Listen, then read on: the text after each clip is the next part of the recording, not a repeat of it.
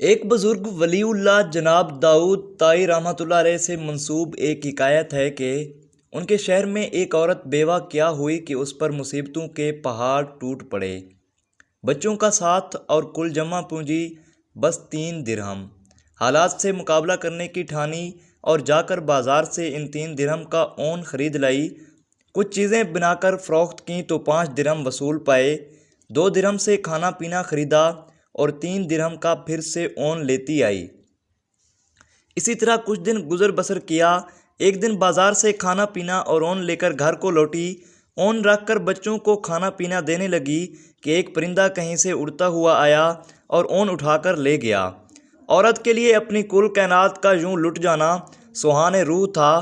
مستقبل کی ہولناکیوں سے خوف زدہ اور غم و غصے سے پاگل سی ہو کر رہ گئی۔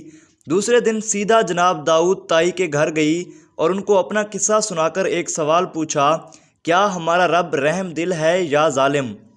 جناب داؤد طائی عورت کی درد بھری کہانی سن کر پریشانی کے عالم میں ابھی اسے تسلی دے رہے تھے کہ اتنے میں دروازے پر دستک ہوئی۔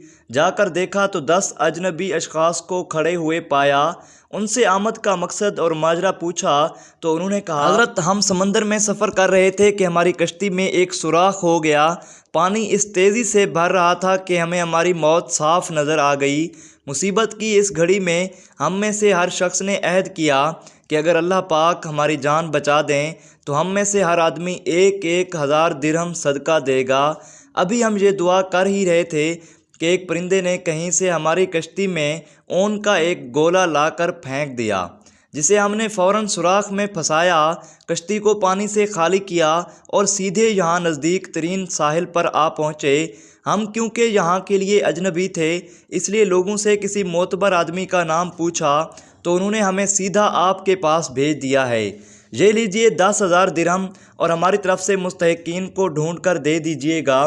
داؤد طائی رحمۃ اللہ علیہ رب العزت کی اس حکمت پر حیران و پریشان ہوتے ہوئے 10,000 درہم لے کر سیدھا اندر اس عورت کے پاس گئے۔ سارے پیسے اسے دیتے ہوئے کہا، اب میں تم سے ایک سوال کرنا چاہتا ہوں کہ کیا تیرا رب رحم دل ہے یا ظالم؟